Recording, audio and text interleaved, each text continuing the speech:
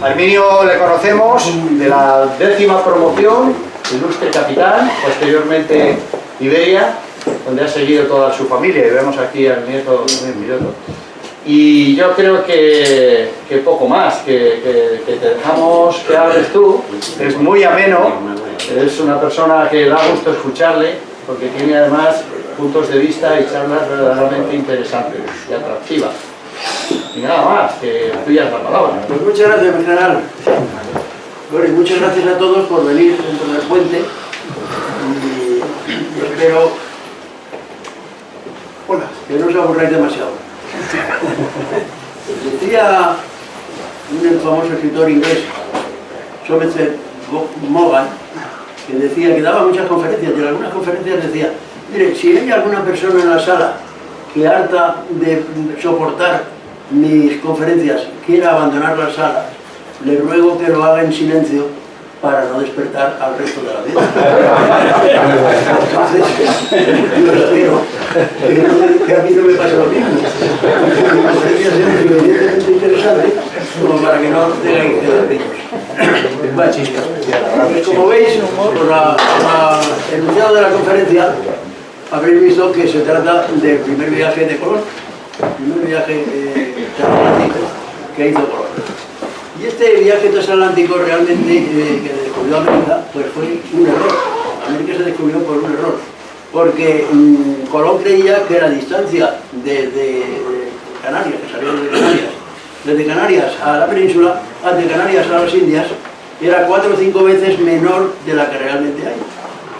Entonces resulta de que si hubiera sabido realmente la distancia que había hasta allí, no hubiera ido, y no lo hubiera descubierto Colón. Lo hubiera descubierto a lo mejor otro después, pero no Colón, ni España hubiera participado como sponsor en esa fiesta.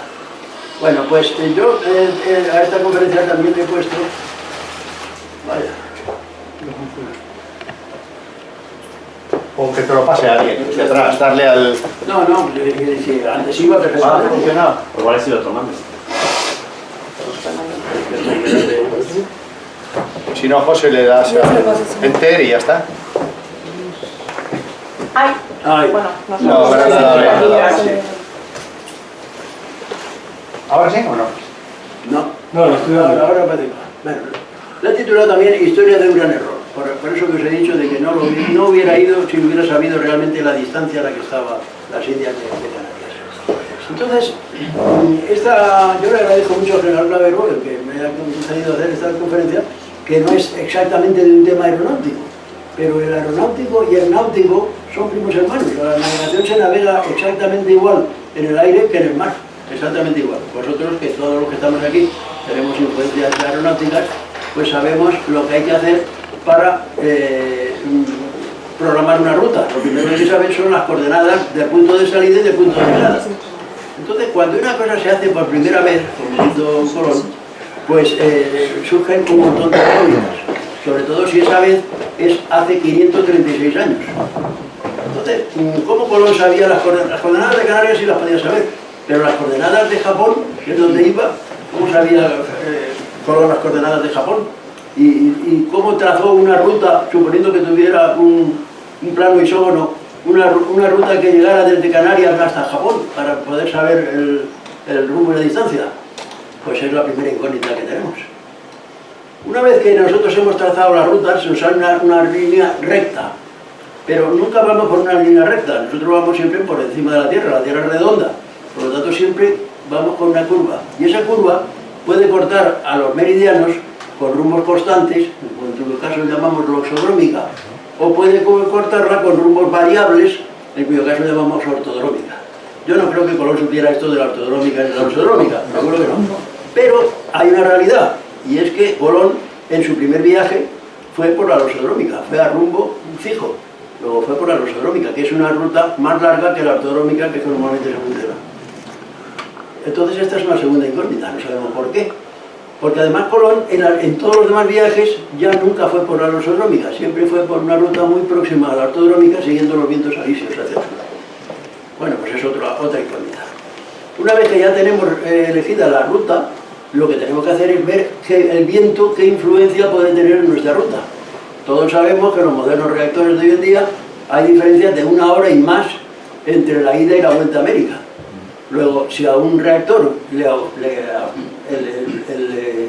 el viento le ofrece esas cantidades, esas diferencias, ¿qué no le ofrecería a Colón? Que Colón, además, el viento era su planta de potencia. Entonces, ¿cómo Colón sabía el viento que iba a tener la ruta? Y lo que es más difícil, ¿cómo Colón sabía el viento que iba a tener en la ruta de regreso? Pues otra incógnita, que tampoco sabemos. Una vez que ya hemos elegido la ruta, entonces vemos qué cantidad de combustible tendremos que poner para llegar al destino, irnos al alternativo, que era las Azores, y un margen de seguridad. Claro, se me dirá que Colón no necesitaba poner queroseno porque no se había inventado el motor de combustión interna, pero Colón necesitaba poner un combustible, un líquido mucho más importante que el queroseno, que era el agua. El agua era el caballo de batalla de los viajes sobre el mar, porque era difícil de esquivar en los barcos. En los barcos las provisiones de boca, la harina, los sacos de judías, de lentejas, la cecina, los jamones, eso es fácil de esquivar. Pero el agua iba en toneles, y el tonel por su geometría pues es difícil de esquivar en un barco porque aparte se puede mover y empezar a dar patos por la cubierta. Bien, pues esto de Colón es tanto lo que se ha aumentado la historia de Colón que en Nueva York, el 12 de octubre, hace unos cuantos años ya de esto, el día Columbus Day, pues se organizaba una cabalgata, eso que llaman los americanos un parade. Iban todos por la Quinta Avenida vestidos con trajes de época y llevando las banderas de Estados Unidos y de Italia. Iban todos camino del consulado de Italia a agradecer a Colón y a los italianos el haber descubierto América. Bueno, ya afortunadamente los neoyorquinos creo que ya se han enterado de que no fue Italia, sino que fue España la que participó. Porque Italia no existía en ese momento. Los italianos son muy curiosos. Bueno, pues lo primero que tenemos que decir de Colón es que sabemos muy poco. Solo hay 2 libros coetáneos de Colón, que son las Memorias de Colón, de Fray Bartolomé de las Casas, y la historia del almirante de su hijo Hernando, que fue el hijo natural de Colón, que tuvo con la que fue su amante toda la vida, la cordobesa Beatriz Enrique de Serra. Bueno, pues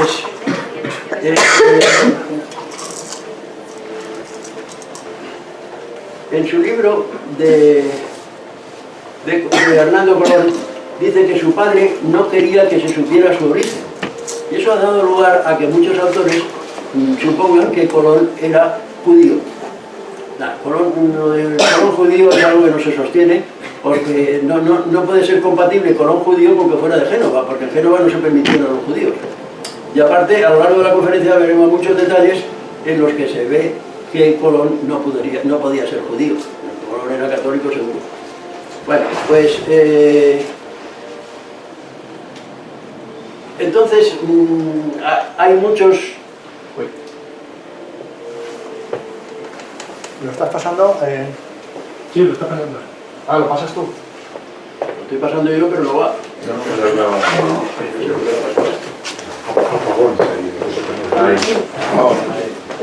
Pero apagón.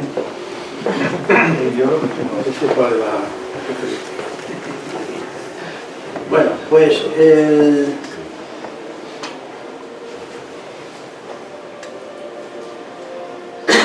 1453 se produce la toma de Constantinopla por los turcos.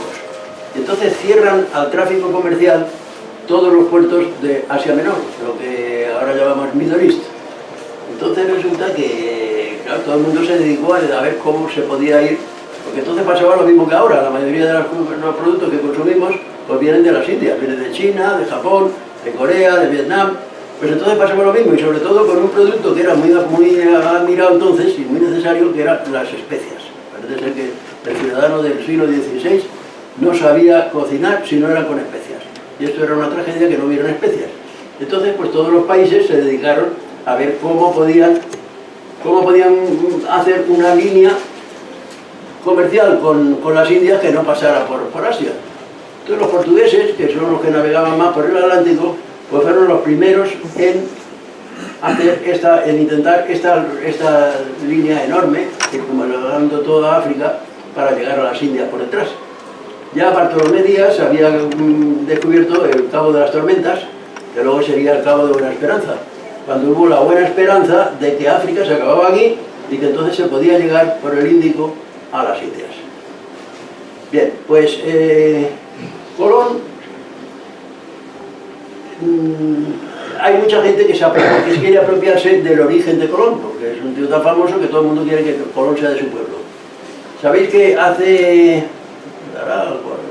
3 meses en Televisión Española ha emitido un programa del profesor Lorenzo, que es un catedrático de Granada, diciendo que Colón lo más probable es que fuera judío y que fuera de Valencia, o de un pueblo catalán, de la costa catalana.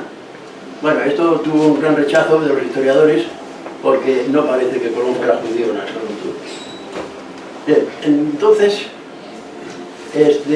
Colón, bueno, los portugueses tenían en lo que ahora es Ghana, bueno, aquí,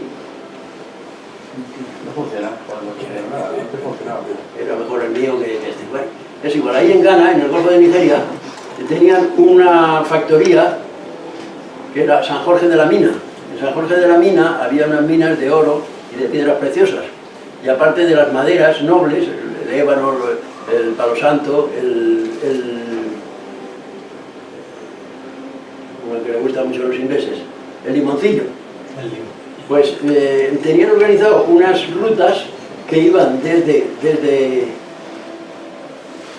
aquí, ahora funciona, desde Ghana, desde San Jorge de la Mina, iban hasta Cabo Verde, y de Cabo Verde seguían a Lisboa o a Londres. Porque en una de esas cartas, Colón dice que ha estado en el septentrión, en la zona norte, que ha estado en los mares de Irlanda, de los mares de Inglaterra y de Irlanda hasta de Terranova, la que llama Frilandia. Luego esto quiere decir que Colón, cuando se acabó el negocio en el Mediterráneo, pues se fue al Atlántico y se fue a navegar con los portugueses en el Atlántico.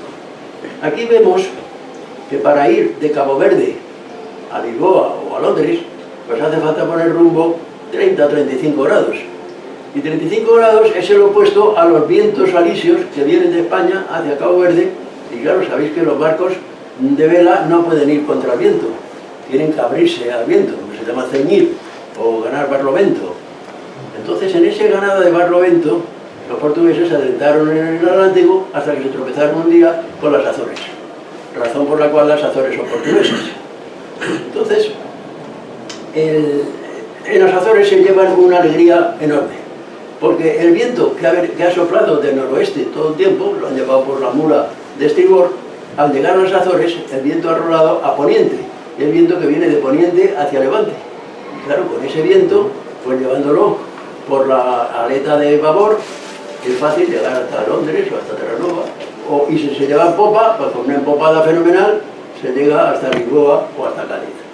Luego eso fue una noticia muy importante en las Azores. Bien, pues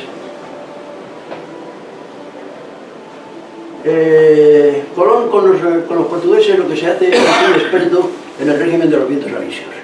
Los vientos alisios sabéis que vienen de España hacia Canarias, luego siguen hacia Cabo Verde, pero antes de llegar a Cabo Verde giran a Levante y se adentran en el Atlántico en ese rumbo.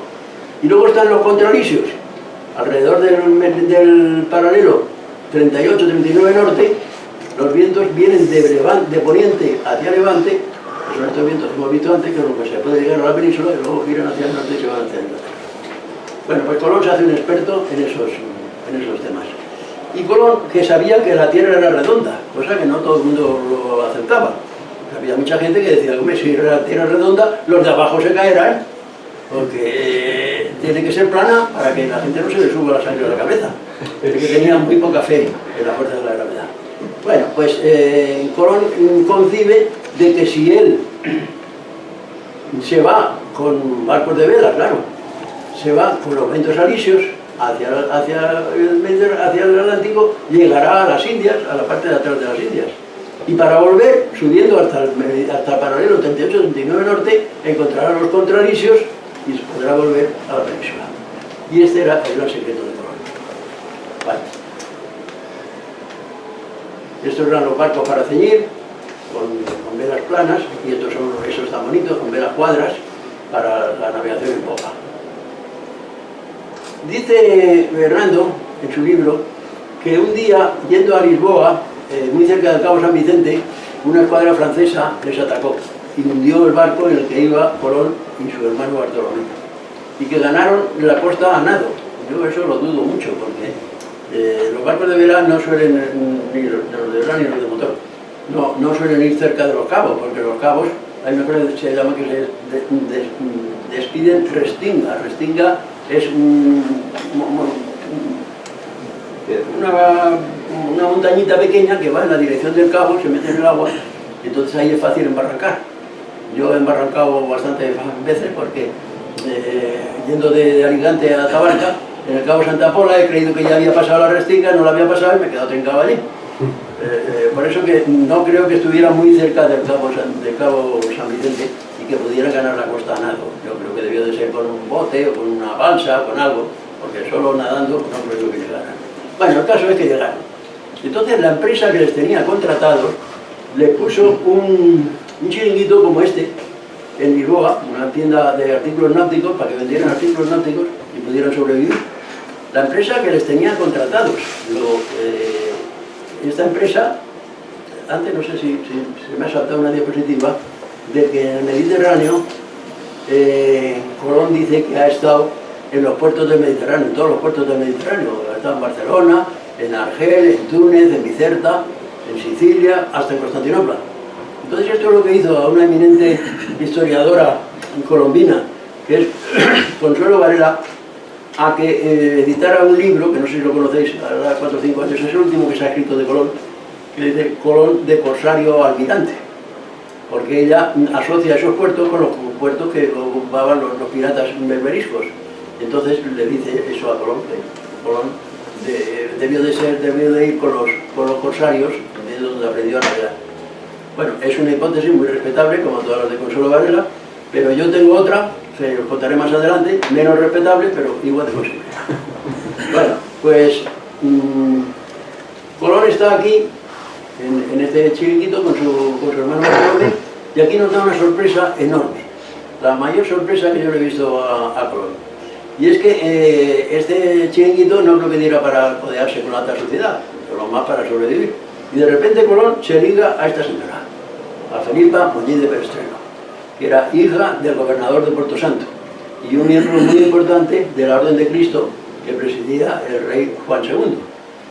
Entonces resulta de que esto nos da idea del poder de persuasión que debía tener Colón y del éxito que tenía con las mujeres, porque además de esta señora, que como vemos está muy bien, pues se ligó a otras muchas señoras, incluso se hizo amigo de la reina Isabel, que tenía mérito también, el hacerse amigo de la reina Isabel. Bueno, pues se liga a esta señora y se casa con ella. Esta es la medalla conmemorativa de la boda de Cristóbal Colón con Felipa, y se van a vivir a Puerto Santo. Esta es la casa donde vivieron los Colón en Puerto Santo. Aquí resulta que nació su hijo Dieguito, y Felipa tuvo la debilidad al poco tiempo de morirse. La gente entonces se moría muy joven, y se muere Felipa, y Colón se queda viudo. Se queda viudo y entonces tiene mucho tiempo de pensar en tener una flota de barcos. Él se iría con los vientos alisios hacia las Indias, recogería las especias y se volvería por el paralelo 38-39 norte, volvería. Pero tenía una duda: ¿a qué distancia estarían las Indias? ¿Sería una distancia cómoda, razonable, de que se pudiera hacer con los barcos actuales, o sería una barbaridad de distancia que no podría llegar nunca? Y con esa duda, Colón se vuelve otra vez a Lisboa, porque Puerto Santo debía ser muy aburrido, entonces se vuelve a Lisboa con su hijo. Y un día, paseando por el puerto de Lisboa, se encuentra con un amigo. El amigo era un canónigo de la catedral de Lisboa, que yo no sé si sería a lo mejor el mismo que los casó. Entonces le dice: hombre, Cristóbal, ¿cuánto tiempo sin verte? ¿Qué es de tu vida? Pues mira, me he quedado viudo, vivo con mi hijo Diego y tengo una obsesión. La obsesión es inaugurar una línea comercial con las Indias para traernos las especias desde las Indias. Y le dice el canónigo, dice: pues hombre, qué casualidad, porque yo tengo un amigo que es genovés, que se llama Paolo Toscanelli, Y dice lo mismo que tú. Ha escrito un artículo diciendo que él ve muy factible hacer esa línea a través del Atlántico, que sería más corta que no la de los portugueses, que fue navegando toda África. Y Colón le dice, pues oye, dame la dirección que le pongo enseguida un WhatsApp. Yo no sé si los WhatsApp estaban entonces, creo que no, pero sí estaba el correo. Pues entonces Colón le escribe una carta a Toscanelli pidiéndole información y datos. Entonces Toscanelli le manda una serie de informaciones y le manda este mapa. Sobre este mapa se ha impresionado la imagen de América, lo blanco es América.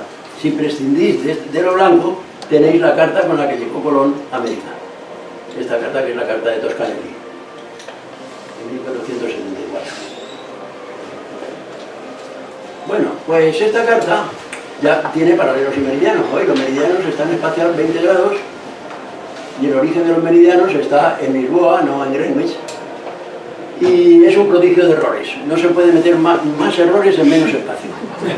Porque resulta que Toscanelli lo que hace es que le fusila el mapa del Atlántico a Ptolomeo. Este es el mapa de Claudio Ptolomeo. Aquí vemos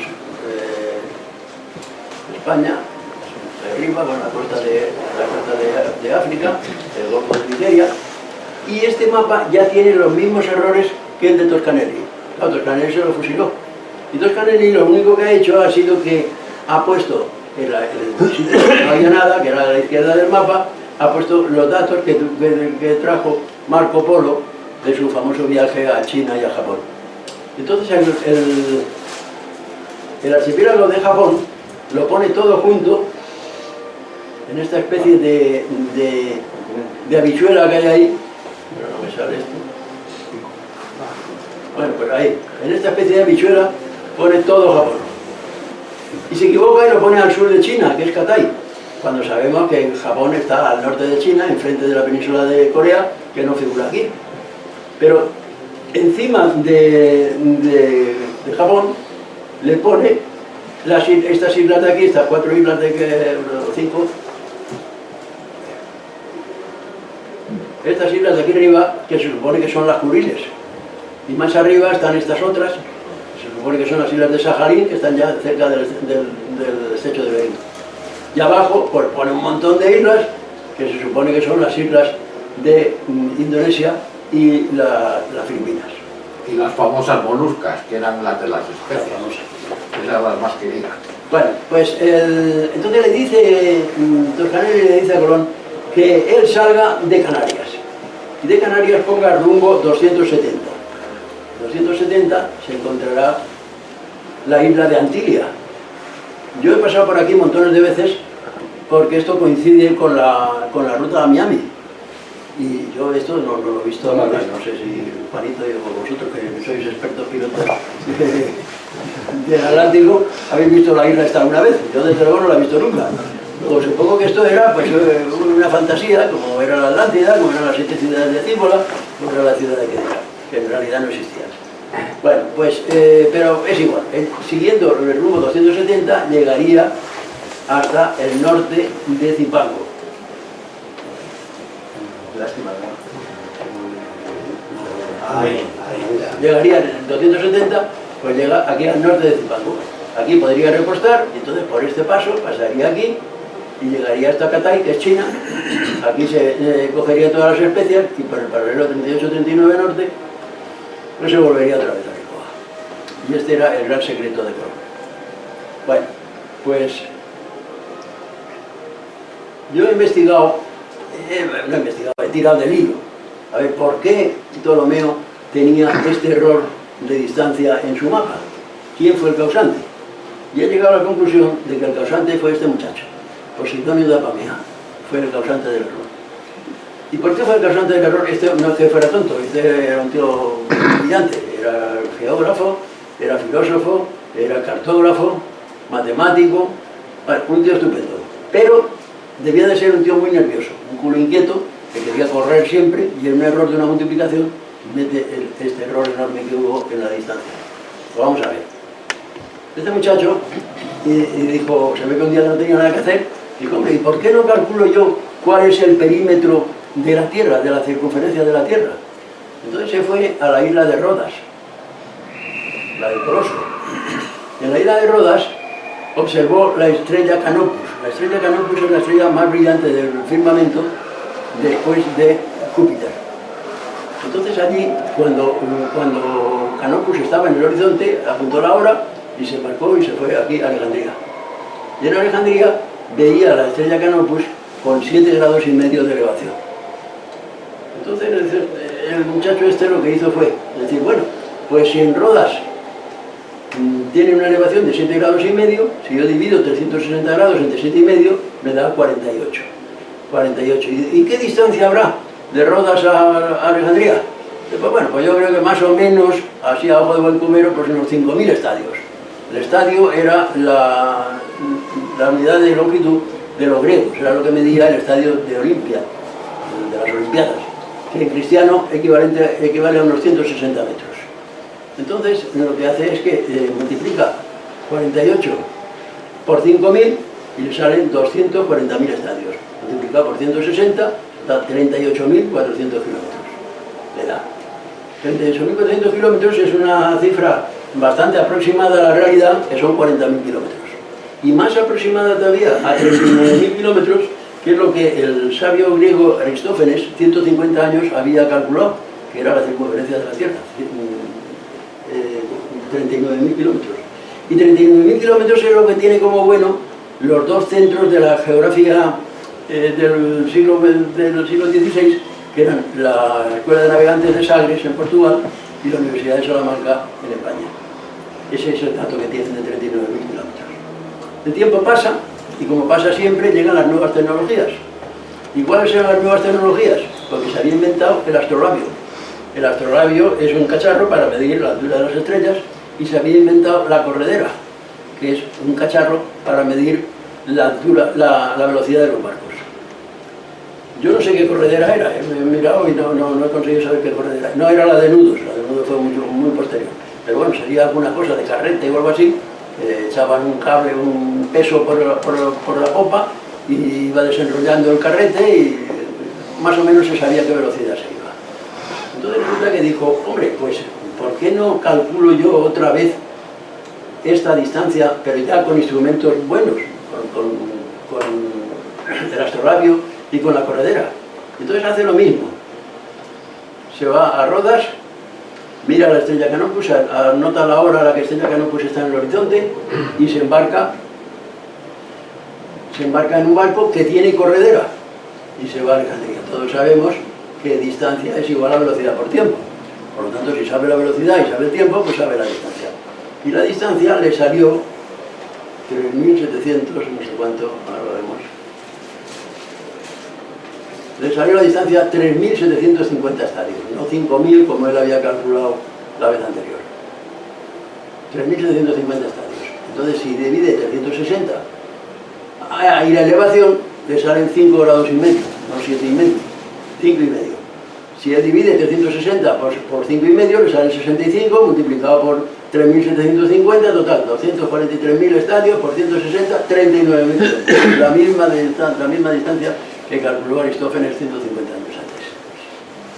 Pero, como era un nervioso, pues emocionado de que iba a calcular la longitud de la circunferencia terrestre de una forma ya matemática y sólida, pues entonces se equivoca. Entonces, en vez de multiplicar por 65, multiplica por 48, lo que está en rojo, donde pone error, 48 por 3.750, y le da 180.000 estadios, que multiplicado por 160 le da 28.800 kilómetros. Entonces lo propaga a bombo y platillo, dice, ¡esta, que me he equivocado! Que la longitud de la circunferencia no son 39.000, sino que son 28.800 kilómetros. En esos momentos es cuando Ptolomeo está creando su mapa del Atlántico de geografía. Y digo, hombre, si Apolonio lo acaba de calcular y lo ha calculado con instrumentos modernos, será mejor el cálculo de Apolonio que el de Aristófanes de 150 años antes. Entonces toma como bueno 28.800 kilómetros, mete la pata en su mapa, el error se lo transmite a Toscanelli y Toscanelli le mete el gol por la escuadra a Colón, que no tuvo más remedio que aceptarlo. Bueno, pues esta es la cuestión del error. Este es Ptolomeo. Entonces Colón se va a ver al rey Juan II de Portugal, que supongo que era amigo suyo porque habría estado en su boda, no sé si estuvo en su boda o al menos le daría un regalo de bodas importante, porque era muy amigo de su mujer. Bueno, le dice, le explica su proyecto y Juan II le dice, mira, yo de esto no sé nada. Digo, vete a Sagres, que eso sí que saben, dice, porque aparte nosotros estamos muy metidos con la ruta de circunvalación de África. Y se va a Sagres. Se va a Sagres, se lo explica a los geógrafos de Sagres y los geógrafos de Sagres que tienen datos de Aristófanes de 19.000 kilómetros, le dicen que no, que esto no va a llegar nunca, que la distancia es mucho mayor de la que él dice. Porque le decía Toscanelli a Colón que la distancia entre Canarias y las Indias no sería mayor de 5.000 kilómetros. La distancia real de Canarias a Japón es 23.500 kilómetros. No hubiera llegado nunca y no se tropieza en América. Bien. Pues entonces resulta que Juan II le dice que no está interesado en ese proyecto porque la corona de Portugal está interesada fundamentalmente en el proyecto de la circunnavegación de África. Pero que se vaya a Castilla, que a lo mejor Castilla tiene más suerte. Entonces Colón pues coge la maleta y se va para el puerto de Palos. Este es el puerto de Palos en la época de Colón. Y aquí viene todo eso que nosotros conocemos todos, de los monjes de la Rábida, de Fray Hernando de Talavera, de Medina Seri, de Medina Sidonia, y entre todos le consiguen una entrevista con los reyes católicos. Este es el cuadro de la entrevista. El pintor ha tenido gran habilidad en expresar la postura de la reina. La reina está sujetándose el brazo en la cabeza, diciendo, vaya rollo que me está metiendo este tío. Y dice, mira, yo de esto no sé nada. Así es que tú vete a Salamanca, que eso sí que saben, y a ver lo de Salamanca que te dicen. Entonces, Fray Hernando de Talavera, que además de ser el asesor económico asesor político de los reyes, era profesor de la Universidad de Salamanca y le consigue una audiencia con los geógrafos de Salamanca. Este es el cuadro que presenta la audiencia, aquí vemos a Colón, contándoles todo su proyecto a los geógrafos, y el veredicto de Salamanca pues es igual que el de Sagres, que eso no va a llegar, que está mucho más lejos de lo que él dice. Entonces, pero Salamanca da una postilla que yo creo que es la que decide a la reina, y le dice que no quitan la posibilidad de que durante el viaje se descubran algunas ínsulas que podrían ser incorporadas a la corona de Castilla y evangelizadas en la religión católica. Y eso sí le gusta mucho a la reina, eso de la religión católica le gusta mucho.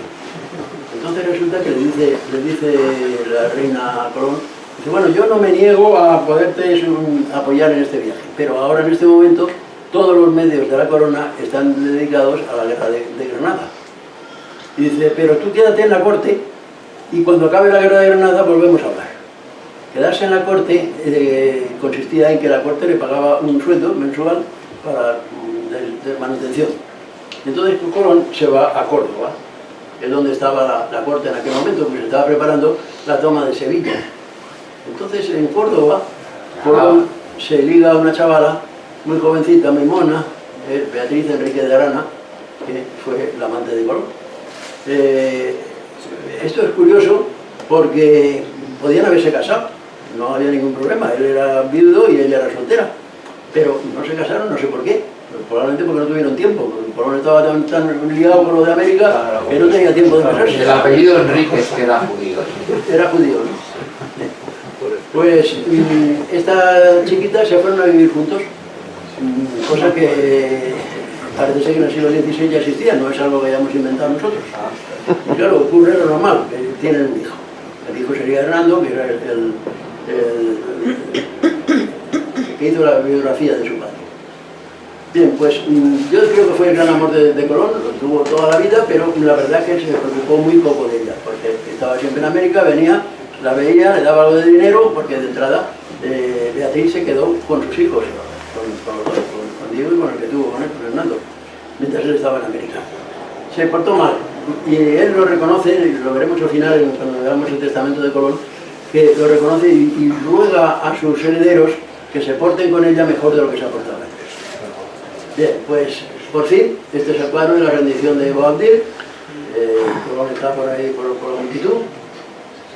Y le dice a Fray Hernando que, bueno, que quedó con la reina de que cuando se acabara la guerra de Granada que volverían a hablar. Fray Hernando no era para nada partidario de Colón porque sabía que no iba a llegar, que eso era un follón. Pero cambia de opinión porque se entera de que su hermano Bartolomé está en Londres en contacto con la monarquía inglesa, porque la monarquía inglesa está dispuesta a apoyar a Colón. Entonces le dice a la reina, si no apoyamos nosotros, le va a apoyar los ingleses y la gloria será de Inglaterra y no de España, así que hay que apoyar a Colón. Entonces, este es el cuadro en el que vuelve otra vez a tener una entrevista con la reina. La que está la reina y todo el mundo está atento a lo que dice Colón porque ya les interesa mucho. Bien, pues Colón exige que se hagan unas capitulaciones para poder comenzar el viaje, unas capitulaciones en las cuales son unas peticiones leoninas. Tiene que ser almirante de Castilla, el 10% de todo lo que se saque de las tierras que descubriese, el 20% de lo que yo participara, en fin, una cosa tremenda. Pero la reina dice, hombre, este va a descubrir nada más que un par de islas, pues lo mismo me da, y traga con todo. Este es el monumento de Granada, a la capitulación de Santa Fe, que era un campamento que había al lado al lado de Granada. Entonces, Luis de Santángel, que era un judío, asesor económico de Castilla, de la reina, resulta que dijeron, bueno, pues vamos a ver en cuánto sale el festejo este. Y el festejo salía en más de 2 millones de maravedíes. Pero ahora podría ser 2 millones de euros. Era una cantidad importante, de lo cual la corona tenía que pagar aproximadamente la mitad, un poco más de la mitad. La corona no tenía un duro. Entonces la reina dice que bueno, que habrá que esperar un poco a que se reponga la corona para hacer el viaje. Y Santángel dijo, hombre, a este muchacho le estamos ya demorando mucho su viaje, así es que yo lo pongo de mi dinero y cuando la corona esté más boyante, pues ya me lo cobraré. Entonces es Santángel, Luis de Santángel, el que pone el 1,000,000 y pico de maravedíes que tenía que poner la corona. Y la otra parte, la cuarta parte, la tenía que poner Colón. Colón tampoco tenía un duro. Aquí los historiadores se dividen, hay algunos que dicen que fue Pepote Bainardi, que era el asesor económico de Aragón, y otros dicen que no, que fue Martín Alonso Pinzón, que le dejó el dinero. Pero bueno, alguien le dejó los 500.000 maravedíes que necesitaba y el resto lo tenían que pagar los ciudadanos de Palos, porque estaban castigados porque habían pescado más abajo del Cabo Bojador, que era el límite. Entonces los ciudadanos de... Bueno, Colón se marcha a Palos. Aquí vemos a las 3 carabelas. Le presentan a los hermanos Pinzón, fundamentalmente a Martín Alonso Pinzón, que tenía este barco, que es la Pinta, que era la carabela más rápida que había en Palos. El segundo era una nao, que es una carabela grande, que tenía Juan de la Cosa, que era otro marino importante y un gran cartógrafo, y la isla, el nombre se llamaba La Gallega, y el nombre no le gusta a Colón y pide que se le ponga La Santa María. Un ejemplo de que es imposible que fuera Colón judío, porque ningún judío pondría Santa María a un barco. Entonces se le pone Santa María, y el pequeño de aquí es la Niña, este de aquí, el más pequeño, que era la Niña, pero era una carabela muy marinera y propiedad de los hermanos Niño, que se lo presentan también a Colón. Bueno, pues con estos 3 barcos y 95 marineros que contratan por los alrededores, se forma la flota del descubrimiento, que sale de Canarias. Aquí en esta composición hay 2 errores. Uno, esta que parece ser que es la Pinta,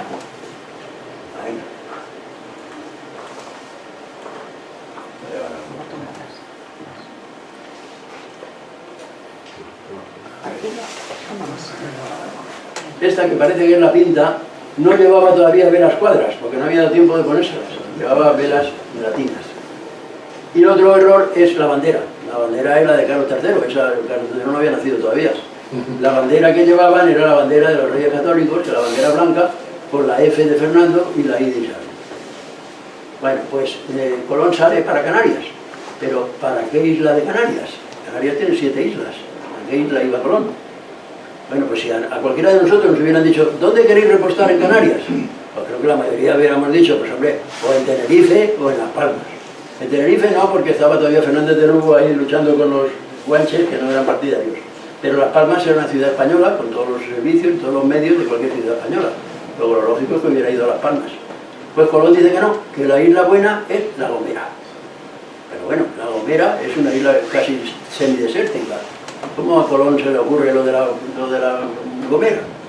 Pues vamos a ver si lo podemos explicar.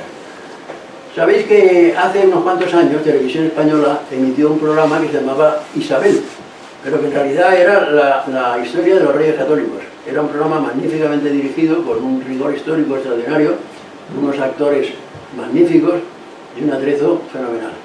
Bueno, pues en esa serie, que no sé si la recordáis una escena en que Beatriz de Bobadilla, que era la íntima amiga de la reina, que se habían criado juntas en el castillo de Arévalo, pues le presenta a su sobrina, que se llamaba igual, Beatriz de Bobadilla. Pero el guionista, para que no hubieran dos personajes con el mismo nombre, le pone Beatriz de Osorio. Realmente se llamaba Beatriz de Bobadilla y Osorio. Y como veis, la actriz que la representa pues es una chiquita también muy mona, como debía de ser Beatriz, y causó pues un terremoto en la austera corte de los Reyes Católicos. Porque se dijo que tuvo muchos amores con muchos cortesanos. Entre ellos uno muy famoso con Antonio Tello, que era el gran maestre de la Orden de Calatrava, que había hecho votos de castidad. Y parece ser que la castidad la perdió con el castillo. Hubo también otros amores muy famosos con un extranjero que había en la corte que se llamaba Cristóforo Colombo, y que estaba buscando a ver quién le financiaba un viaje que quería hacer a no se sabe dónde. Y tuvo también amores con Cristóforo Colombo. Pero la cosa fue a más. Y el propio rey, don Fernando el Católico, que era católico pero solo de cintura para arriba, pues resulta que también mojó con la tal cintura. Y la reina, cuando se entera del desaguisado, le pega una bofetada impresionante. Que es la primera vez que en televisión se ve que una reina le pega una bofetada al rey, como la que le dio la reina Isabel. Y la reina Isabel, que era más lista que el hambre, dijo, bueno, vamos a ver cómo me quito yo a esta chiquita de encima sin herir demasiado a su tía, que es muy amiga mía. Entonces había por allí un chaval, por la corte, se llamaba Beltrán Peraza.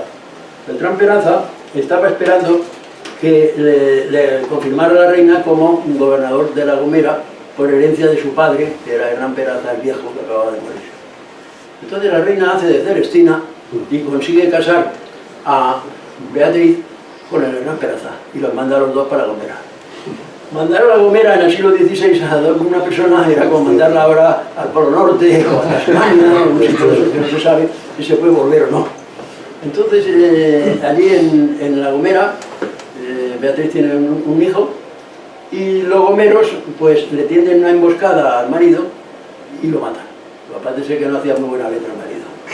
Entonces Beatriz se queda como gobernadora de La Gomera hasta la mayoría de edad de su hijo. Y es en este momento cuando sale Colón de Palos. Y Colón se ve que dijo, hombre, si me voy a La Gomera, que a lo mejor se le puede dar una alegría al cuerpo, pues mi amiga Beatriz me podrá ayudar más que si me voy a otra isla que no me conoce nadie. Parece ser que esta fue la razón de la afición de Colón por La Gomera. La afición le duró mucho, porque volvió en el segundo viaje, volvió a La Gomera. En el tercer viaje volvió a La Gomera. En el cuarto ya no volvió, porque curiosamente Beatriz había contraído matrimonio con Alonso Fernández de Lugo, el gobernador de Canarias. Bueno, pues esto parece ser que fue lo de La Gomera. Entonces en el viaje, la Pinta tiene un problema gordo y es que pierde el timón. Perder el timón en el medio del Atlántico es un problema gordo porque el barco se queda al garete, no tiene forma de dirigirlo. Y menos mal que ahí iba Martín Alonso Pinzón, pero un marino experto, y entonces con 2 remos y una tabla y no sé qué, y unas cuerdas, hizo allí un timón de fortuna y consiguió poder seguir gobernando la nave. Entonces Colón aquí ya, con buen criterio, le dice, oye, mira, vete a Las Palmas porque La Gomera no va a haber de nada. O sea que para arreglar el timón tienes que irte a Las Palmas. Y entonces, pues me imagino que toda la flota pues fue a Las Palmas en vez de a La Gomera. Entonces aquí hay una duda de cuándo Colón abandona a la Pinta y se va a La Gomera. Porque esto está muy mal visto en la Armada, en la Marina, vamos. Cuando se va en conserva, que se llama que es ir en formación, y un barco tiene problemas, está muy feo que los demás lo abandonen y lo dejen solo de los problemas.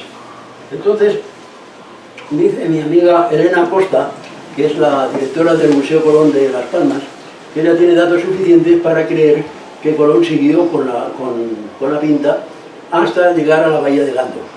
Pero realmente cuando vas de Madrid a Las Palmas, lo primero que se ve es la Bahía de Gando, donde está, sabéis que está el aeropuerto.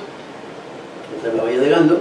Entonces Colón dice que llegó hasta que la Pinta estuvo a la vista de la Bahía de Gando y entró y fondeó en la bahía para comprobar la reparación del motor y del timón y seguir hasta Las Palmas. Entonces ahí es donde ya Colón, con la Santa María y la Niña, se van hasta La Gomera. Allí visita a Leonor y enseguida se vuelve otra vez a Las Palmas para supervisar los trabajos de la Pinta. En Las Palmas, como entonces no había hoteles ni apartamentos como ahora, ni cosas de esas, pues entonces el gobernador le invita a que esté en su casa. Esta es la famosa casa del gobernador, que seguro que la habéis conocido la mayoría de las personas de Las Palmas, donde ahora se encuentra el Museo Colón, que dirige mi amiga Elena Costa. Bueno, pues yo supongo que también invitarían a Martín Alonso Pinzón, no lo dejarían allí en medio de la calle. Bueno, pues aquí estuvo cerca de un mes, hasta que se reparó de todo la Pinta, y cuando se reparó ya la Pinta, siguieron los dos hacia La Gomera, el castillo, la Torre del Conde, que fue la última morada de Leonor, y ya salen, el 3 de agosto de 1492, pues sale ya la flota del descubrimiento. Bueno, y aquí nos da, estos son los instrumentos que llevaba, el astrolabio, el cuadrante, la brújula, y nos da una sorpresa también mayúscula a Colón aquí. Porque Colón sabía que tenía que ir con los vientos alisios hacia las Indias. Pues no, señor. Colón se va con un tiralíneas con rumbo 270 por el paralelo de Maspalomas, que es el punto más meridional de las Canarias. Entonces, ¿cómo es posible esto? Pues esto hay que buscarlo, la razón de esto hay que buscarlo en el Tratado de Cascasovas. El Tratado de Cascasovas fue el tratado con el que se acabó la guerra de sucesión de la corona de Castilla. Ya sabéis que a la muerte de Enrique IV, la heredera legal era su hija Juana, pero había el rumor entre el personal de que era imposible que Juana fuera hija del rey, porque el rey era totalmente gay, no tenía ninguna afición por las mujeres, por lo tanto era imposible que fuera hija del rey, que lo más probable es que fuera hija del íntimo amigo de la reina, que era Beltrán de la Cueva, y por eso le llaman Juana la Beltraneja. Bien, pues cuando muere el rey y hay que nombrar nueva reina, pues ocurre lo que pasa siempre en España. La mitad de la nobleza cree que la reina debe ser la princesa Isabel, que es la hermanastra del rey, y la otra mitad dice que no, que tiene que ser Juana la Beltraneja. Entonces hacen eso que les gusta tanto a los españoles, que es una guerra civil. Y la guerra civil pues duró 4 o 5 años. Porque Juana la Beltraneja la obligan a casarse con el rey de Portugal, con Alfonso V, y total, que al final acaba en este tratado, el Tratado de Cascasovas. Y este Tratado de Cascasovas lo que pone es un paralelo. Yo he leído el tratado este y realmente no dice nada de que haya un paralelo ahí. Lo único que dice es que se prohíbe a los barcos de la cristiandad ir abaixo de Canarias contra Guinea. O sea, Portugal lo que quería era respetar que sus posesiones de África nadie se las pudiera quitar. Entonces pone esta línea de demarcación, que es un paralelo. Lo que hay al norte es de España realmente que no sea de príncipes cristianos no hay nada más que las Canarias. Y lo que hay al sur es todo de Portugal, tiene toda África. Lo de América no se conocía todavía. Bueno, esto lo refrenda el Papa Sixto IV en la bula de Eterna Regis, que castigaba incluso con la excomunión a aquel que atravesara la línea esa. Y la reina se cuidó mucho de pedirle a Colón y a todos los que iban en la expedición que no se les ocurriera atravesar el paralelo de Maspalomas. Bueno, pues Colón en el viaje descubre la inclinación magnética. La inclinación, sabéis que es la diferencia que hay entre el norte geográfico, que señala la estrella polar, y el norte magnético, que señala la aguja de marear, como se llamaba la brújula. Entonces esto es un descubrimiento importante de Colón. Colón tenía pensado tardar 30 días, como mucho, en llegar desde Las Palmas, desde La Gomera a las Indias. Y pasan los 30 días y no se ve nada, no se ve tierra. Nadie ha dicho tierra a la vista. Entonces los marineros de la Santa María pues ya le dicen a Colón que hay que volverse a los Azores. Pasan 3 días más, no se ve tierra y ya se sublevan los marineros estos y tienen que venir, están a punto de echar a Colón por la borda. Y tiene que venir Martín Alonso Pinzón, transbordar a la Santa María, calmar a la tripulación y decirle que le da un ultimátum de 3 días más a Colón, para que si en 3 días no hay tierra, se tiene que volver a los Azores. Además de esto, el agua se le pudrió en los toneles, con el calor del trópico se pudrió el agua y tuvieron que extender las velas de repuesto por la cubierta y coger agua de los escobascos que había. Bueno, al final tropiezan con la isla de Guananí, a la que Colón le pone San Salvador, en honor a Dios que les había salvado. Bueno, aquí vemos en rojo, vemos la primera travesía de Colón, y ahí abajo son todas las demás que hizo. Todas fue por los vientos alisios, por la ortodrómica, y únicamente fue por la ortodrómica en la primera. Bueno, pues al día siguiente, Colón, con el pendón de Castilla y la espada desenfundada, toma posesión de la isla en nombre de los reyes católicos. Aquí hay una figura que no pinta nada, que es esta. Colón no llevaba ningún fraile, ni ningún cura, ni nada de crucifijo, ni historia de estas. Esta figura sobra, sin la licencia del pintor. Bueno, Colón está hecho un lío. Está hecho un lío porque él mide muy bien la latitud. La latitud con el astrolabio la mide muy bien. La longitud ya era más difícil, eso ya se tardó más en conocer la latitud. Pero conocer la longitud. La latitud sí le conocía muy bien. Entonces él sabe que está aquí arriba, al norte de Zipango. En este paralelo está.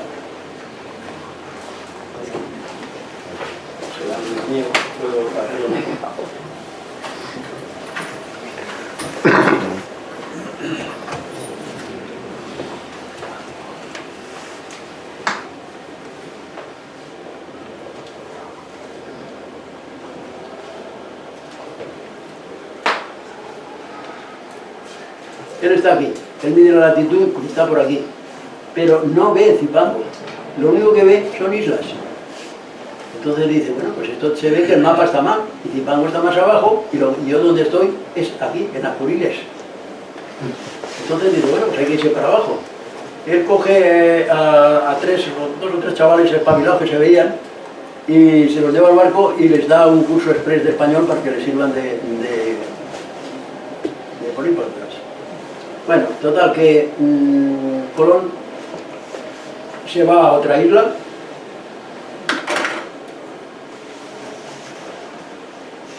La isla de San Salvador es la primera que cogió y se va a la isla de Asunción.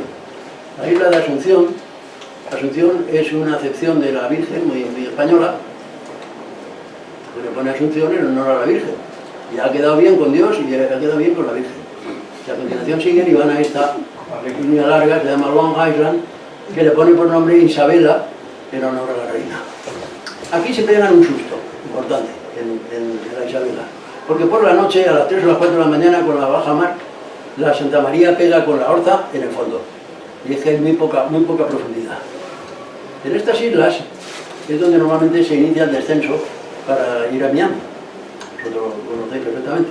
Y cuando el cielo está despejado, pues se ve perfectamente el fondo del mar, porque no hay más de 3 o 4 metros de fondo. Entonces Colón le puso a estas islas de bajamar. Cuando llegaron los anglosajones dijeron, ¿cómo se llaman estas islas? Pues islas de bajamar. Ya, bajamar. La J se convirtió en H y se convirtió la cosa en Bahamas. Bahamas es un barbarismo inglés de la palabra española bajamar, es como le puse por lo. Bueno, pues después de la Isabela se van a esta, a la Fernandina. Le ponen Fernandina en el nombre del rey Fernando. Y aquí le dicen que más abajo está una isla muy grande que se llama Cubanacán. Y que además allí hay mucho oro. Porque esto es una cosa que siempre decían los españoles. Los españoles preguntaban, aparte de si esto era Zipango, que nadie sabía lo que era Zipango, ni era Gran Can, preguntaban si había oro. El oro les interesaba mucho. Naturalmente tenían que pagar todos los gastos, estos 2 millones de días. Y la respuesta de los indios siempre era la misma. El oro nunca estaba allí, estaba en otro sitio. Entonces los españoles se iban hasta otro sitio y los dejaban tranquilos. Entonces le dicen que allí sí había mucho oro en Cubanacán. Entonces Colón se va desde aquí en Parnes, cerca de Holguín, pues toma tierra.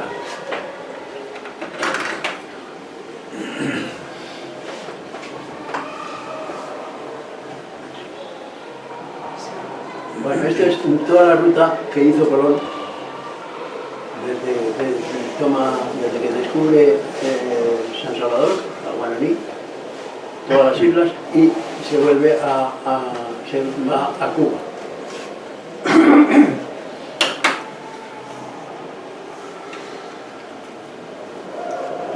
Aquí a Cuba. Entonces, en Cuba, los cubanos han puesto una piedra ahí de llegada de Colón, de don Cristóbal Colón, a este lugar que denominó Cabo de Santa Cruz. Esta es la piedra que han puesto los cubanos celebrando la llegada de Colón. Bueno, pues Colón tiene unas indecisiones grandes, estaba muy nervioso, porque cuando llega a Cuba y le dicen que hay mucho oro dentro, pues los tripulantes dicen, bueno, vamos a por el oro. Y Colón dice, no, primero tenemos que explorar la costa, porque Colón lo que quería es encontrar el paso por donde se pasaba a China, porque él estaba convencido que estaba en Zipango. Bien, entonces, pues Colón se va costeando, aquí se mete en un río, se llama Río Maris, porque le pareció que era como el Guadalquivir, pero ve que se estrecha y que ahí no hay ningún paso, sigue para aquí, y cuando llega aquí al Cabo Santa Cruz, ve que se está yendo mucho hacia occidente, y él se tiene que volver por oriente. Entonces se da la vuelta, viene por aquí, entonces de aquí se va, parece que se va otra vez a San Salvador. Pero a mitad de camino se vuelve, no sé si es que se le había olvidado el móvil o algo así. El caso es que se vuelve otra vez, entonces viene por aquí, parece ser que se va otra vez aquí a Babeque. Babeque era una isla que había la leyenda de que hasta los adoquines de las calles eran de oro, era todo oro. Entonces aquí ya Martín Alonso Pinzón se hincha de las indecisiones de Colón y rompe la formación y se va solo hacia Babeque, y él vuelve otra vez hacia Cuba, va retornando a la costa, llega aquí hasta Guayacanes, y aquí confirma de que esto es una isla, no es tierra firme, y le dicen que hay más al oeste, hay una isla también muy grande que se llama Quisqueya o Haití, y que hay un estrecho que hay que cruzar. Entonces Colón dice, bueno, pues vamos a cruzar el estrecho. Esto debía ser un día de mucho viento, porque le puso por nombre Paso de los Vientos, y se sigue llamando Paso de los Vientos, el paso este que hay entre Cuba y Haití o Quisqueya. Entonces se vuelve aquí a esta isla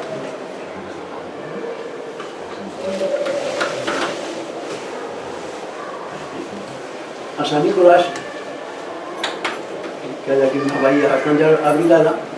Entonces Colón al día siguiente toma posesión de la isla en nombre de los Reyes Católicos y le pone por nombre La Española. Esto es importantísimo, porque es la primera vez que Colón utiliza el nombre Española. No le pone la castellana, ni la aragonesa, ni la catalana, no, le pone La Española, como dando a entender de que España es una organización supranacional que agrupa a todos los reinos de la península. Y esa es la razón por la que el 12 de octubre celebramos la fiesta nacional española, porque fue Colón el primero que dijo que esto era española. Y le pone por nombre La Española. Bien, pues empieza a recorrer toda la costa norte, de lo que ahora es Haití. Aquí está en la isla esta de la Tortuga, Parece que aquí había muchas piedras preciosas, muchas perlas, estuvieron yendo y viniendo varias veces, siguieron la costa.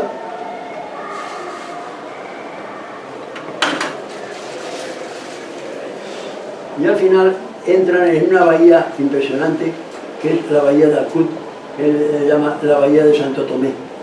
Realmente es espectacular. He estado allí en algunos cruceros que he hecho por esa zona y realmente es espectacular. Escribe una carta a los Reyes Católicos en el que dice que está en una bahía en la que cabrían todos los barcos de la cristiandad y aún holgarían, porque realmente es espectacular.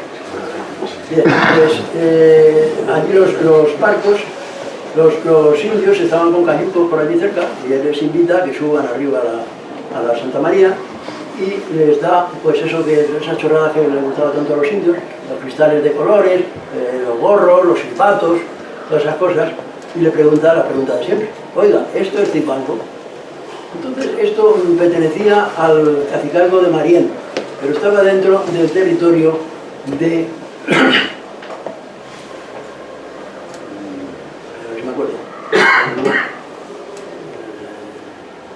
Bueno, era un nombre muy parecido a Zipango. El caso es que cuando él pregunta eso a los indios, que tenían la facilidad de ser simpáticos a los extranjeros y de contestar afirmativamente a lo que ellos le preguntan, dice: pues sí señor, esto es el cacicazgo de... la palabra esa que no me acuerdo ahora, muy parecida a Zipango. Entonces dice: y aquí estará el Gran Can. Sí señor, aquí está el Gran Can Guacanagarí, que era el cacique de esta zona. Entonces Colón pues ya dice: bueno, si esto es una isla, recuerda lo que decía Marco Polo, que en Japón había dos islas importantes separadas por un estrecho, pues está clarísimo que estoy en Japón. Entonces descansa porque ya está convencido de que está en Japón. La empanada era fenomenal. Bueno, pues Colón le dice que él trae un mensaje para el Gran Can, el Gran Caribe Guacanagarí, y le dicen los indios: bueno, pues dánoslo y nosotros se lo llevamos. Dice: no se lo puedo dar, tiene que ir una... Bueno, porque era muy difícil ir por tierra, porque esto es una fotografía mía. Realmente la selva llega hasta la costa. No hay ninguna senda ni ningún sitio que se pueda hacer por ahí. Hay que irse con barco. Y le dicen que lo que hay que hacer es salir otra vez por la bahía, irse a la derecha, irse a una playa que hay enfrente. La única playa que hay enfrente es Lavadí. Lavadí es un resort de la compañía de cruceros Royal Caribbean. Entonces aquí vemos que hay una senda, esta senda amarilla, que llega hasta Cabo Haitiano, que es donde estaba Guacanagarí. Entonces Colón dice que tiene que ir una embajada a llevarle el pergamino, un pergamino muy bonito. Estaba escrito en castellano, en griego y en latín. No creo que ninguno de los tres idiomas supiera Guacanagarí, pero era bonito porque llevaba un mortorio de seda carmesí con el lacrao y el escudo de los Reyes Católicos. Y entonces nombra una comisión que era dirigida por el capitán Diego de Arana, que era sobrino de Beatriz Enrique de Arana, la amante de Colón, y nombra una comisión que era el capitán Diego de Arana, el maestre Luis de Torres y el escribano de la barco, que se llamaba, ahora tampoco me acuerdo, pero bueno, el escribano, los tres. Entonces los tres salen con el cayuco, van salen de la bahía, giran a la derecha y se van a la playa esta, que no hay más playa que la de Lavadí. Por aquí van otra vez al Cabo Haitiano. A los 2 días vuelven y dicen: Guacanagarí se ha portado con nosotros fenomenalmente y mañana quiere tener una entrevista contigo. Dice: y la entrevista la va a tener aquí en la playa de Lavadí. Entonces la Santa María tenía detrás una bola, una barquita de vela pequeña que se utilizaba para los trayectos cortos. Y me imagino que con esa Colón fue con lo que llegó a la playa esta de Lavadí. La Abadí, como he dicho, es un resort de la compañía Royal Caribbean y antiguamente era una gozada.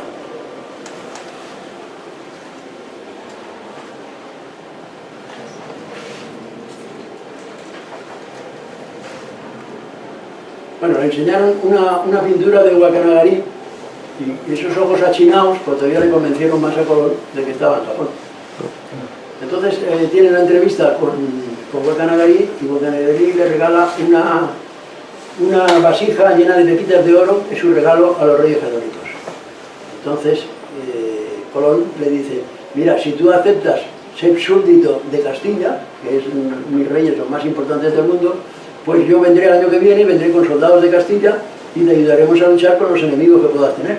¿Y qué enemigos puedas tener? Pues los enemigos de Guanacari eran los caribes, que era un cacicalgo que lo llevaba Caonabo y la princesa Anacanoa.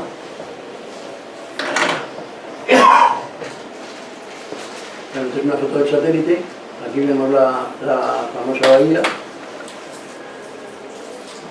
la bahía de Santo Tomé, y esta es la playa de la Abadí, aquí un crucero. Toda esta zona, todo era un resort de la compañía esta de cruceros. En aquella época estoy hablando de hace 20 o 30 años, pues era una gozada, porque el barco fondeaba allí, habían unas boyas en donde fondeaba y unos lanchones que cogían el pasaje y se lo llevaban aquí, a este pantalán, que parece ser que es el pantalán en el que atracó Colón para entrevistarse con Guacanagarí. Aquí había una zona de hamacas, te podías pegarte un baño, después aquí, luego había una pérgola y traían los camareros del barco, los cocineros del barco, bajaban con pollo, chuletas, historias de esas, y se organizaba una barbacoa, en una pérgola que había aquí. Entonces había una orquesta de negros que interpretaba merenguitos, y la gente que quería bailar, bailaba merenguitos. Bueno, era muy agradable. Cuando te cansabas de todo esto, pues cogías el lanchón y te ibas otra vez a la civilización del barco. Esto estaba como lo vio Colón, exactamente igual. Bueno, pues eso ahora lo han fastidiado, lo han hecho un parque temático, está todo lleno de tirolinas, de lanchas neumáticas, de fuerabordas, y lo han fastidiado. Han hecho edificaciones, se llama el Parque Colón y no vale nada. Lo han hecho como bueno era como estaba antes. Bueno, pues Colón el día 24 de diciembre de 1492, o sea, el día de Nochebuena, se ve que había buen viento, entonces salen de la bahía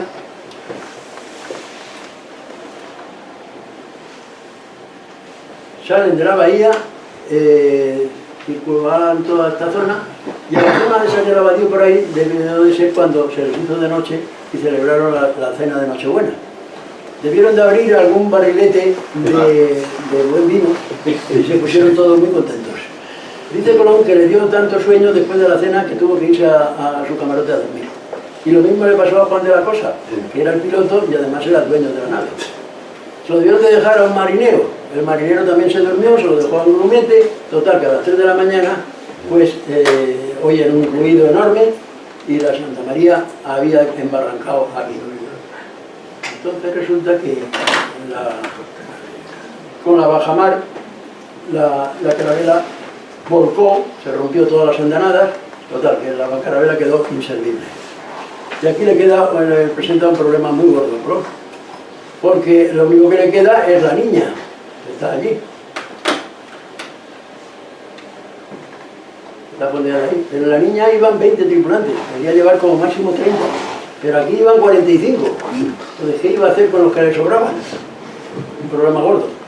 Entonces le dicen que Colón les dice a sus tripulantes que van a hacer un fuerte con las maderas de la Santa María y todo el utillaje, las culebrinas, las espindargas, las pólvoras, todo lo que tenía, los alimentos, hacer un fuerte que se llamó el Fuerte de la Navidad, porque ya era Navidad, era el día siguiente. Entonces llamaron a Guacanagarí, que dice que vino, Guacanagarí, y estaban los indios lloraban de ver la tragedia que había aquí, pero no consiguieron hacer nada. Lo único que consiguieron fue traer todos los materiales para fundar el Fuerte de la Navidad. Bien, pues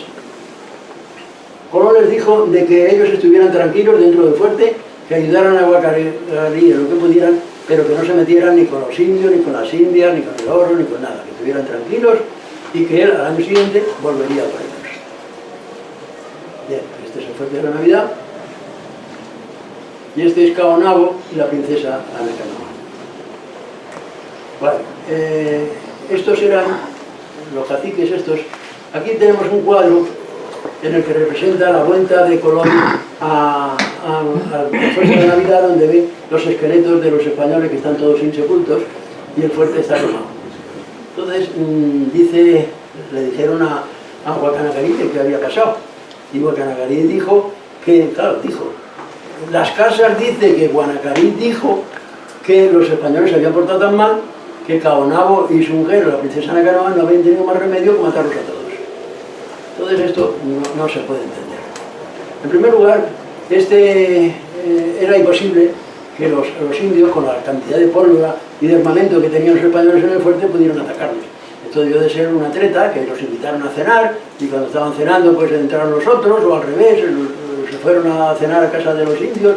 Alguna treta tuvo que ser, pero desde luego no pudo ser como dicen las casas. Este es un cuadro que representa la vuelta de Colón al año siguiente. Es falso, porque Colón nunca estuvo aquí, nunca volvió, porque Colón se quedó antes fundando la Isabela, que fue la primera ciudad española que se fundó en América. Entonces aquí lo que mandó es a Francisco de Ulloa, que se supone que es este.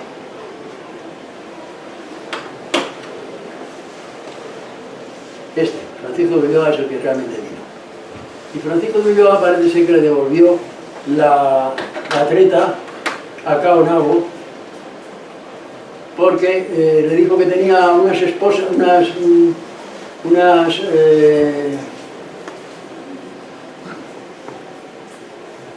pulseras que le había dado la reina para que se las impusiera él a Caonabo. Pero en vez de ser unas pulseras, eran unas esposas. Le cerró las esposas, lo montó en el caballo y se largó corriendo y se fue a la Isabela a entregársela a Colón. Y Colón dijo que como Caonabo era un rey, él no lo podía juzgar, pero tenía que juzgar un rey. Tenía que llevarlo a España a que lo juzgaran en 10 años. Lo metieron en un barco, el barco tuvo una travesía mala, una tormenta, no sé qué, el barco se hundió y ahí se hundió el barco y Caonabo. Bueno, pues sigue en la costa y al final ven una vela en el horizonte. Una vela en el horizonte no podía ser nada más que la Pinta, claro. Entonces efectivamente era la Pinta, que se reúnen con Colón cerca de Puerto Plata. Plata está aquí. Esto ya está en la República Dominicana, esto es Haití y esto ya es la República Dominicana. Y Martín Alonso Pinzón dice que él no vio la señal de Colón de que se mirara a la derecha y que y Colón dice, bueno, ya lo veremos eso cuando lleguemos a Plata. De momento es mejor seguir los dos barcos juntos. Y siguen los dos barcos juntos hasta que entran en la bahía de Samaná. Esta bahía, que es una bahía preciosa, entran los dos barcos en la bahía de Samaná y fondean aquí, en la playa del Portillo, como veis no es ninguna tontería. Esta zona de aquí se llama Punta Flechas, todavía se sigue llamando Punta Flechas, porque los caribes que estaban aquí le lanzaron tal cantidad de flechas a Colón y a los que desembarcaron, a un bote que desembarcaron, que iban a por agua, que Colón tuvo que decir que reembarcaron enseguida. Y se sigue llamando Punta Flechas. Entonces Colón se cansó ya de tantas aventuras y dijo, venga, nos volvemos a España. Y se vuelven a España. Colón sabía que para volver a España tenía que subir hasta el paralelo 39-38 norte, pero aquí, cuando ya encuentra vientos de poniente, hay una tormenta y se separan los dos barcos. Uno está a punto de hundirse. El Martín Alonso Pinzón con la Pinta se va a Bayona y en Bayona pone un mensaje a los Reyes Católicos diciendo que el viaje ha tenido éxito y Colón sigue hasta las Azores. Colón llega aquí a las Azores, mientras que el otro se va a Bayona. Esta es la casa donde estuvo Colón, estuvo cerca de un mes aquí. Esta es una estatua muy fea que le pusieron aquí. Y el gobernador, cuando se entera de que viene del sur, dice, usted ha infringido el Tratado de Carcassonne, porque viene del sur. Dice que no tenía más remedio del sur porque no tenía viento para poder seguir. Entonces le dice Juan II, le dice el gobernador que bueno, que porque él representa que es almirante de Castilla, que tiene todos los permisos para hacer ese viaje, tal, y el gobernador le dice, bueno, te autorizo que vayas a Lisboa, pero te tienes que presentar al rey Juan II. Entonces le presenta el Colón Sabás, se presenta al rey Juan II en Lisboa, y Juan II le dice que, el Colón le dice que bueno, que el Tratado de Carcassonne sí, sabe que lo ha infringido, pero que se refiere exclusivamente a la zona de África, no a la zona de América, a la zona de las Indias. Entonces Juan II le dice que no, que los paralelos tienen 360 grados y lo mismo da que esté en un sitio que en otro. Y que ya ha puesto un mensaje a su embajador en Castilla para que reclame todos esos territorios que ha conquistado Colón, porque según el tratado ese eran de Portugal, no eran de España. Bueno, la cosa se complica. Le deja que se vaya a Palos, llega a Palos, recibido por los monjes de la Rábida, después de ver a sus hijos y a Beatriz en Córdoba, sigue hasta Barcelona. En Barcelona lo reciben los Reyes Católicos y se presenta un problema muy grave, y es que Castilla está negociando la boda de la hija mayor de los Reyes Católicos, que era la princesa Isabel, con el heredero de la corona, que era el infante Don Manuel, y de la corona de Portugal. Claro, no quieren enemistarse con Portugal, pero no quieren tampoco perder lo que ha conquistado Colón. Entonces lo que hacen es ponerlo en manos del Papa, de que lo arregle el Papa, Alejandro VI. Alejandro VI era el Papa Borja, era natural de Valencia, de Vétera, me parece que era. Bueno, muy amigo de los Reyes Católicos. Y Alejandro VI dice, no, esto es una tontería, ¿cómo va a ser un paralelo? No sé, tiene que ser un meridiano, no un paralelo. Por lo tanto, porque el conquistado Colón es de España, no es de Portugal. Entonces establece esta línea de demarcación, que es un paralelo, que es un meridiano, como vemos, y un meridiano que está a 100 leguas de Cabo Verde y de Azores. Primera barbaridad, porque Cabo Verde y Azores no están en la misma longitud, tienen 4 grados de diferencia de longitud, porque no se sabía exactamente dónde estaba. Los portugueses, claro, juran en caldeo. Y España, que no quiere, España, Castilla, no quiere enemistarse con Portugal, pues el Papa Alejandro VI crea las bulas alejandrinas, en el cual dice que los territorios son de España y que la línea de demarcación tiene que ser un meridiano y no un paralelo. Los portugueses se cabrean y entonces Castilla lo que hace es preparar el Tratado de Tordesillas. Se reúnen geógrafos españoles y portugueses, se reunieron en Toledo, realmente esto se gestó en Toledo, luego se firmó en Tordesillas.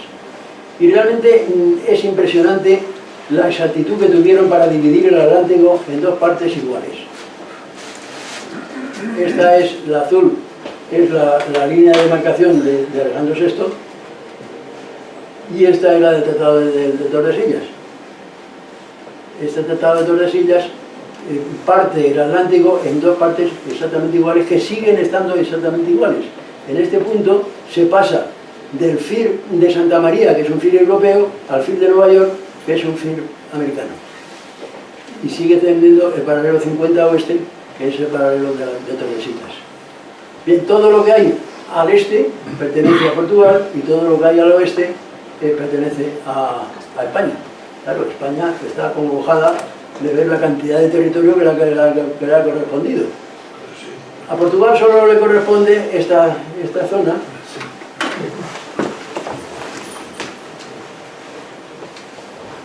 este trozo de Brasil, de Sao Paulo y Recife. Pero España, acongojada de la cantidad de territorio que le había concedido, mira para otro lado y deja que los portugueses se vayan hasta las montañas y ocupen toda esta zona, que es la famosa nación que es Brasil. El favor se devuelve en el contrameridiano, cuando Legazpi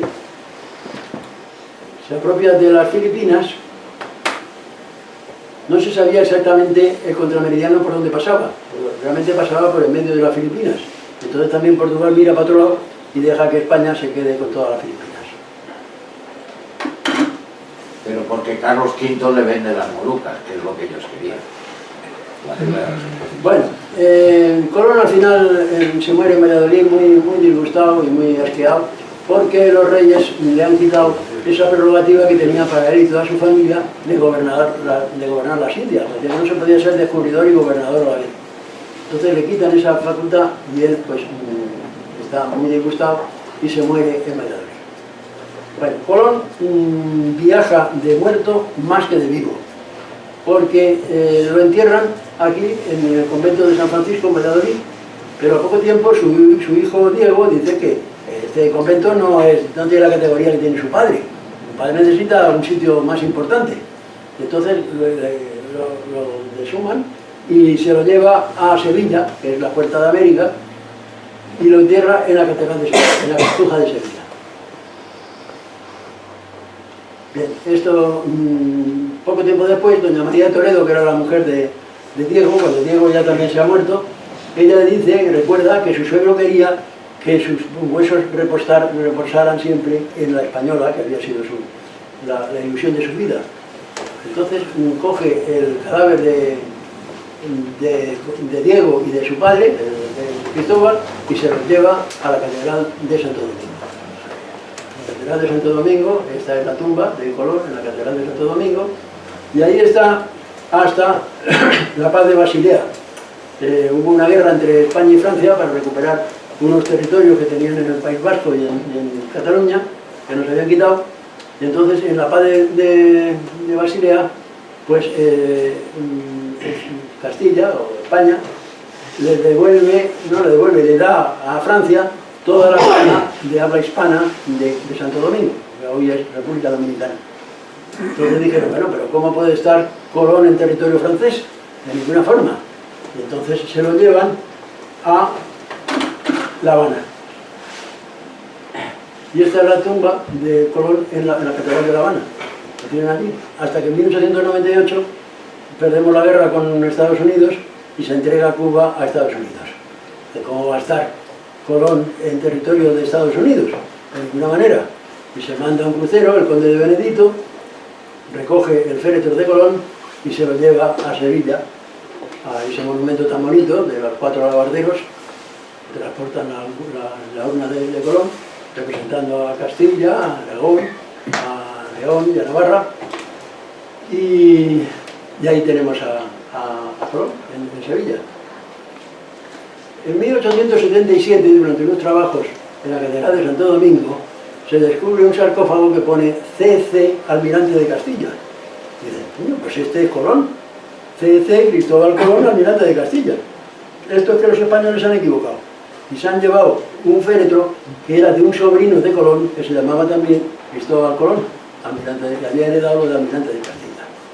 Entonces resulta que tenemos, ellos dicen, pues este es Colón, y hay que hacerle una tumba de acuerdo con Colón. Entonces en 1948 Leónidas Trujillo comienza este mastodóntico monumento que es el Faro de Colón, para albergar los restos del almirante. Esta es la tumba de Colón, en el Faro de Colón. Tiene una guardia permanente, 365 días al año. Esta es la urna. Y entonces, en el 2006, varios catedráticos de la Universidad de Granada, liderados por el profesor Luengo, de la televisión, tienen permiso para abrir la urna de Colón y hacerle un examen de ADN. Entonces vemos que en la urna de Colón pues hay muy pocos huesos, es una peta vértebras y una cosa de esa, no hay ningún hueso, ni fémur, ni la cabeza, ni nada. Entonces se hace un estudio de ADN y efectivamente se demuestra que son los restos de Colón. Entonces le dan el ADN, se lo mandan a Santo Domingo, pues claro, habían dos tumbas de Colón, una en Sevilla y otra en Santo Domingo. Y le mandan a Santo Domingo el ADN para que hagan lo mismo con la urna de ellos, a ver si a lo mejor el resto del cuerpo está allí. Pero los de Santo Domingo dicen que ni hablar, que cómo van a abrir eso, vaya a ser que no fuera encima de lo que se han gastado, de ninguna forma, y no quisieron abrirlo. Entonces hoy en día tenemos las mismas dudas. Si Colón está en Santo Domingo o Colón está en Sevilla, o la mitad de un cuerpo está en Sevilla y la mitad de otro cuerpo. No lo sabemos. Bueno, pues el testamento de Colón expresa su pesar por el comportamiento que ha tenido con Beatriz Enrique de Arana. Y dice así: digo y mando a don Diego, mi hijo, o a quien heredare, que a Beatriz Enrique de Arana, madre de mi hijo Hernando, le provea que pueda vivir honestamente, como persona a quien yo estoy en tanto cargo, y esto se haga por mi descargo de la conciencia, porque esto pesa mucho para mi ánimo. La razón de ello no es lícito describirla. Nosotros vamos a respetar el deseo del almirante, aunque está perfectamente claro cuál era su peso de conciencia, que no le hizo el puñetero caso nunca a Beatriz. Bueno, Colón es un hombre que fracasó en su proyecto, fracasó en que no consiguió hacer una línea que uniera la península con las Indias a través del océano. En eso fracasó. Pero siempre tendrá el honor y el orgullo de ser el primer hombre que ideó, programó y ejecutó el primer viaje diplomático. Descanse en paz, don Cristóbal Colón. Muchas gracias por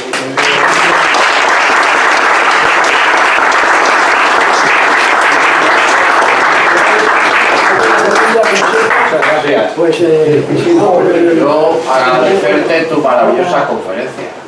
La verdad es que, Miguel, qué suerte tenemos, porque en el ejército, en la armada, les han prohibido el centenario del desembarco de Alhucemas. Un señor ha dado una conferencia allí confundiendo a Juan de Austria, el vencedor de Lepanto, con José de Austria, el tataranieto, Carlos V, el de Cataluña. Y luego en el ejército de tierra han cesado fulminantemente a mi querido llamado general Felipe Ruiz Benítez, lo cual me parece una injusticia tremenda. O sea que hoy hemos sido muy afortunados. Yo he dado muchos años clase de historia moderna y contemporánea de sus adjuntos, que entonces tienen una lucha tremenda y le salvan la vida a Colón. O sea, eso, pues te iba a preguntar qué idea tienes tú sobre eso. Y la segunda pregunta, que es la discusión eterna. ¿Quién inventó la brújula y la astronomía? ¿Los chinos o los árabes? Porque en el Museo de la Real Academia de la Historia te enseñan unos talabios maravillosos y brújulas que son del reino nazarita de Granada, y que precisamente ellos dicen de que los españoles aprendimos de los árabes por el contacto que teníamos con ellos y utilizamos los instrumentos y llegamos a América. Bueno, son las dos cosas que te hago y te felicito porque ha estado una actividad formidable y ya quisieran nuestros dos ejércitos compañeros haber tenido una actividad tan buena como esta. Muchas gracias. Bueno, respecto a eso, yo lo que he leído es que la brújula fue un invento chino, que luego lo copiaron los árabes, pero que originariamente viene de China. Eso es lo que he leído, pero no sé si donde lo he leído es cierto o no. Y esto de la salvación por Gonzalo Fernández de Córdoba, de Colón, que le querían matar rivales judíos de Lisboa. No la conozco. No la conozco. Bueno, ¿hay alguna pregunta más? ¿Alguna preguntilla? Ignacio. No, solamente un comentario, ya que estamos disfrutando de esto, y tú has citado en varios momentos. A mí la novela histórica, sabes que me gusta mucho, y llevamos muchos años tragando novela histórica sajona, pero tenemos novela histórica de grandísima calidad aquí, pero de todas las épocas. Si ves de la época romana, pues el amigo Saudillo, pero en particular sobre esta época, el escritor canario Vázquez Figueroa tiene en particular lo que inicialmente iba a ser una trilogía, pero que luego acabó en 4 o 5 libros, y el único que no me ha gustado es el último que ya lo mete en el continente, que es sobre un guanche, un gomero, que se cuela en la Santa María como grumete. Entonces es la de... ¿ves? ¿Te das cuenta que me decías el otro día el problema de memoria? Pues mira, os animo a buscar en Vázquez Figueroa, es Cienfuegos. La trilogía es Cienfuegos. Si os gusta, hombre, en algunos momentos yo no sé hasta qué punto respeta la realidad histórica, pero es una gozada. Y además te anima a leer más, lees sobre personajes como Alonso de Ojeda, que ya él, pues escribe también, me parece, hay escritores de nuestro siglo de oro que también escriben, es un gran hombre.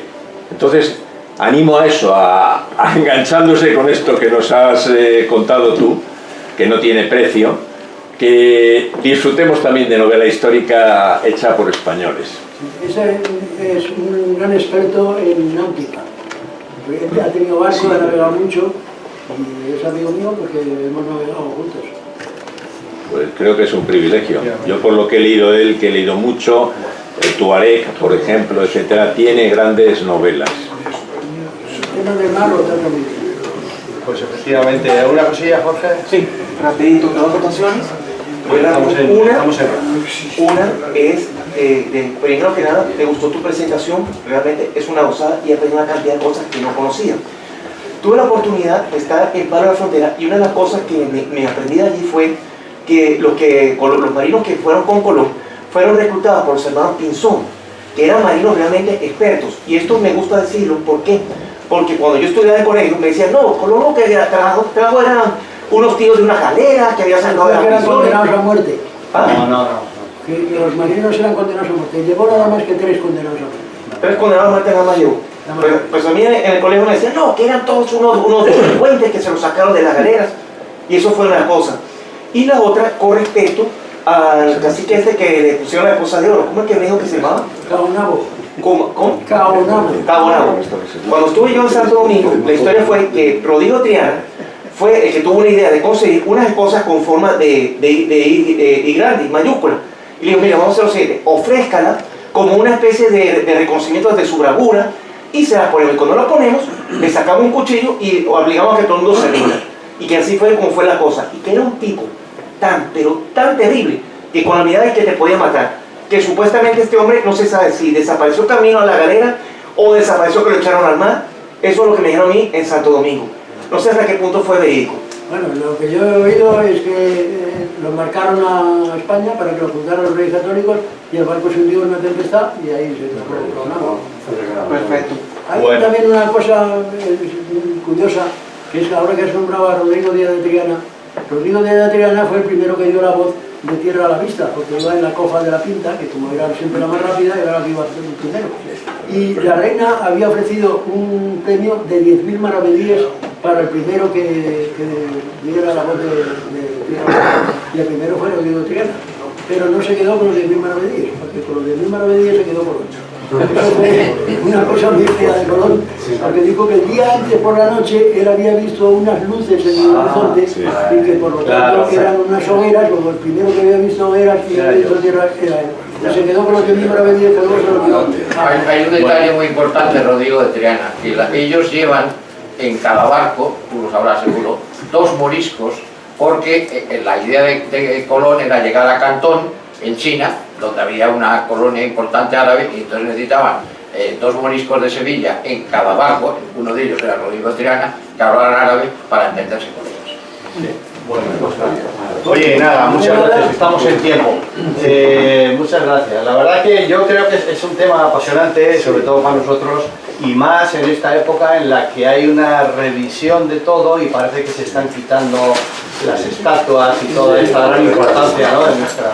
Sobre eso, perdona, una única puntualización, que no nos dejemos llevar al pesimismo, que parece que hay mucho empeño en llevarnos al pesimismo en este país.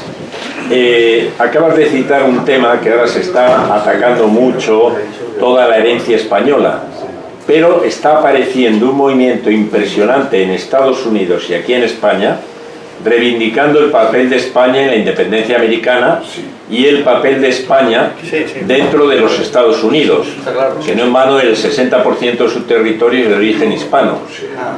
Entonces, perdona que te haya interrumpido porque es un tema que soy muy sensible a él. A mí me parece ilusionante lo que dices. La realidad es que se están quitando las estatuas de Colón en casi todos los sitios. Y si te descuidas, en la península ibérica alguna estatua peligra. Pero eso entiendo yo que será como la ley del péndulo y caerá y por su peso. De cualquier forma, a mí me parece excepcional. Os animo, he estado con Jorge, el guía, hemos estado 15 días en Palos. Ahí hay un museo de la casa de los Pinzón, que vienen ahí, que fueron tres hermanos, fueron en las carabelas, no solo los dos, sino un tercero, que pusieron mucho dinero, como bien has dicho, que está todo listado quién iba, quién no iba, qué era cada cual, que Rodrigo se llamaba Rodrigo ni era de Triana, le llamaban de Triana, pero vivía en Triana, pero era, como te dices, era muy curioso. Pero bueno, os animo porque ahí está la parte de la esencia y ellos tienen, en fin, muy agradable esto. Y es un tema apasionante porque hay muchos temas. Desde luego allí, la teoría que tenían en Palos, la guía oficial de la rabia y tal, era otra. Es que Colón sabía, porque tenía contactos directos con un náufrago, efectivamente, pero eso se lo ha votado en las 15 años, seguro. Pero bueno, a mí me ha parecido muy lógico lo que has dicho, muy elocuente y etcétera. Así que, bueno, te vamos a dar un regalillo. Pero no queremos darte ya más placas y más chapas, así que esto, no sé si sabrás lo que es, pero...